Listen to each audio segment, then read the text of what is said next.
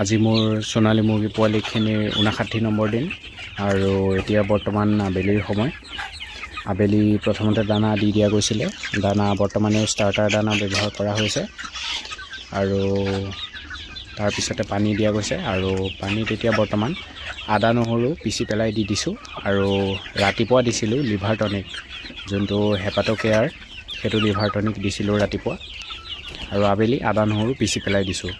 যিহেতু ঠাণ্ডা বাঢ়ি গৈ আছে, ৰাতি যথেষ্ট ঠাণ্ডা পৰে, সেইকাৰণে এতিয়া আবেলি সময়। এতিয়া আধা পৰ্দা পেলালোঁ, আধা উঠা আছে, যাতে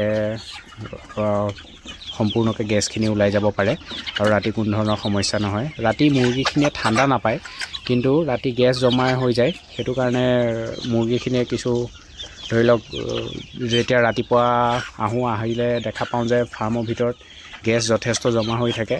যোনখিনি ঠাইত মুৰ্গী থাকে সেইখিনি ভিজি থাকে, যিহেতু ৰাতি ইটোৱে সিটো গা লাগি থাকে ঠাণ্ডাৰ কাৰণে। সেইটো কাৰণে জেগাডোখৰ ভিজি যায় যোনডোখৰত থাকে। আৰু বাকী তেনে কোনো ধৰণৰ সমস্যা হোৱা নাই। মুৰ্গীৰ ওজনো ভালদৰে বৃদ্ধি হৈ আছে। কিছুমান মুৰ্গী 800-900 পৰ্যন্ত পাই গৈছে, যোনবিলাক মতা মুৰ্গী, আৰু মাইকী মুৰ্গীবোৰ প্ৰায় 500-ৰ পৰা 600 ভিতৰত আছে। তাতছে কিছুমান কমো আছে, কিন্তু মেক্সিমাম 500-ৰ পৰা 600 ভিতৰত আছে। কিছুমান ধৰি লওক 350-400 গ্ৰামৰো আছে, কিন্তু সেয়া যথেষ্ট কম আছে ইমানটো চাইজৰ, কিন্তু বেছিভাগ ইমানটোৱে আছে।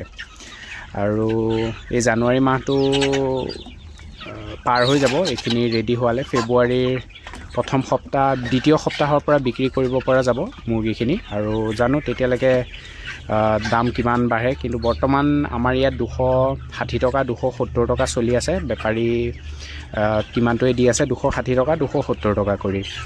200 টকাৰ পৰা 260-70 টকালৈকে পাইছেহি, আৰু খুব সম্ভৱ আৰু এমাহৰ ভিতৰত কেইটকামান বাঢ়িবও পাৰে বা কেইটকামান কমিবও পাৰে। এয়া সময় আহিলে দেখা যাব। আৰু আজি ভিডিঅ'টো ইমানখিনিতে সামৰণি মাৰিছোঁ। ধন্যবাদ।